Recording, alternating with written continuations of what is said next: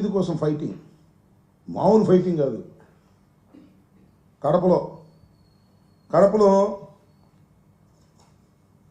కడప సంబంధించి రాయలసీమ సంబంధించినటువంటి ఫ్యాక్టరీ ఉంది, విద్యుత్ ఫ్యాక్టరీ.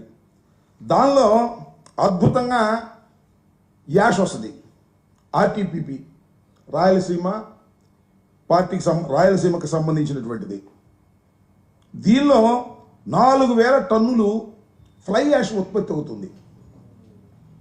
ఈ బొగ్గుతో తయారు చేసే విద్యుత్ కాబట్టి బొగ్గు కాల్చేసిన తర్వాత దానిలో 4000 టన్నుల ఫ్లై యాష్, దాన్నే పాండ్ యాష్ అని కూడా అంటారు. ఆ యాష్ ఏం చేస్తారంటే తీసుకెళ్ళి మన సిమెంట్ పరిశ్రమల్లోనూ లేదా ప్రైవేటు పరిశ్రమలు, ఇటుకరాయ పరిశ్రమల్లోనూ, రాళ్ళు తయారు చేసే పరిశ్రమను వాడతారు ఈ ఫ్లై యాష్. దీని రవాణా కోసం ఇద్దరు తెలుగు తమ్ముళ్ళు, తెలుగు అంటే ఒక ఆయన పాత వైఎస్ఆర్సీపీ, పాత కాంగ్రెస్ ఆదినారాయణ రెడ్డి గారు, ఆయన ఈ పక్కనే జేసీ ప్రభాకర్ రెడ్డి గారు. ఇద్దరు మామూలు ఫైటింగ్ కాదు, బూడిద కోసం అద్భుతమైన ఫైటింగ్ చేస్తున్నారు. ఇద్దరు కొట్టుకునే స్థితికి వస్తే, రోడ్డు మీదకి వస్తే ఎస్పీలు, సిఐలు, పోలీసులు మొత్తం కాపలా కాసే పరిస్థితి. పెద్ద రాద్ధాంతమే చేశారు, కొట్టుకునే కార్యక్రమం చేశారు. తాడిపత్రి నుంచి లారీలు వస్తే ఊరుకోనని చెప్పేసి ఆదినారాయణ రెడ్డి, తాడిపత్రి నుంచి లారీలు వెళ్ళి మేము తీసుకురాకపోతే ఫ్లై యాష్ని దీని సంగతి తేలుస్తాం అని ఆయన ఎస్పీకి లెటర్ వేసాడు డైరెక్ట్గా. అసలు ఆదినారాయణ రెడ్డి ఎవరు, ఆయనకి ఏం సంబంధం, ఆయన ఏ పార్టీ, నేను తెలుగుదేశం పార్టీలో మొట్టమొదటి నుంచి ఉన్నాను అని. దీంతో పెద్ద గందరగోళం అయిపోయింది. గందరగోళం అయిపోతే ఏం చేశారండి, చంద్రబాబు నాయుడు గారు ఇద్దరికి పంచాయతీకి పిలిచాడు.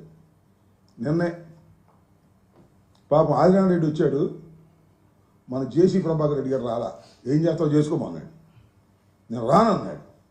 ఇది చివరికి చంద్రబాబు నాయుడు గారు కూటమి తమ్ముళ్ళు ఆదాయం కోసం కుస్తీ పడుతుంటే, అరాచకాలు చేస్తుంటే, వారి మధ్యన పంచాయతీలు పెట్టే స్థాయికి దిగజారి ఇవాళ వైఎస్ఆర్ కాంగ్రెస్ పార్టీని అన్యాయాలు, అక్రమాలు, దోపిడీలు చేసిందని చెప్పేటటువంటి పరిస్థితికి చంద్రబాబు నాయుడు గారు మాట్లాడుతుంటే నవ్వాలో ఏడవాలో అర్థం కానటువంటి పరిస్థితి వాళ్ళ రాష్ట్రంలో ఉందని ఈ సందర్భంగా నేను చెప్పదలుచుకున్నాను. ఇంత దారుణంగా రాష్ట్రంలో ప్రతి దానికి LM tax, local MLA tax, వ్యాపారం చేయి లోకల్ ఎమ్మెల్యేకి ట్యాక్స్ కట్టాల్సిందే. ఎల్ఎం ట్యాక్స్ లేకోకుండా ఏ నియోజకవర్గంలో అయినా ఏ వ్యాపారస్తుడైనా వ్యాపారం చేస్తున్నాడా? ఇది నారా చంద్రబాబు నాయుడు గారికి తెలియదా? నారా చంద్రబాబు నాయుడు గారు ప్రోత్సహించడం లేదా? లోకేష్ గారు ప్రోత్సహించడం లేదా? మొత్తం ప్రభుత్వ పరిపాలన అంతా గాలికి వదిలేశారు. వైఎస్ఆర్ కాంగ్రెస్ పార్టీ మీద పడ్డారు, YSR Congress party social media మీద పడ్డారు, అరెస్టులు చేస్తున్నారు. అవినీతి అక్రమాలకు మాత్రం అంతు లేకోకుండా పరిపాలన చేసేటటువంటి దౌర్భాగ్యమైన పరిస్థితికి ఇవాళ ఈ రాష్ట్ర ప్రభుత్వం దిగజారిపోయి అనేకమైనటువంటి మాటలు మాట్లాడుతున్నారు. అదే కాదు, ఈ ఆదినారాయణ రెడ్డి గారు వాళ్ళ నియోజకవర్గంలో ఆదానికి సంబంధించినటువంటి ఒక ప్రాజెక్టుని కట్టేదానికి రిత్విక్ కన్స్ట్రక్షన్స్ అంటే సీఎం రమేష్ కన్స్ట్రక్షన్స్ వాళ్ళది ఒక కాంట్రాక్ట్ తీసుకున్నారు.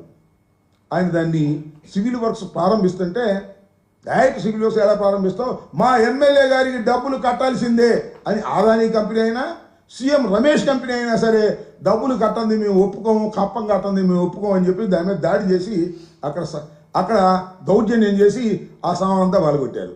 అది ఒక పంచాయతీ.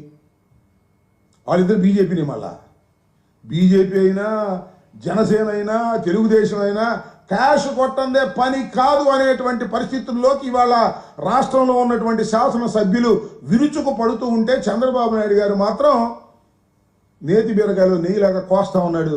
అన్ని సొరకాయలు కోసినట్టుగా కోసేటటువంటి మార్గం చూస్తున్నాడు చంద్రబాబు నాయుడు గారు. ఇది చాలా దుర్మార్గమైనటువంటి పరిస్థితిని మనం చేస్తున్నాం. చంద్రబాబు నాయుడు గారు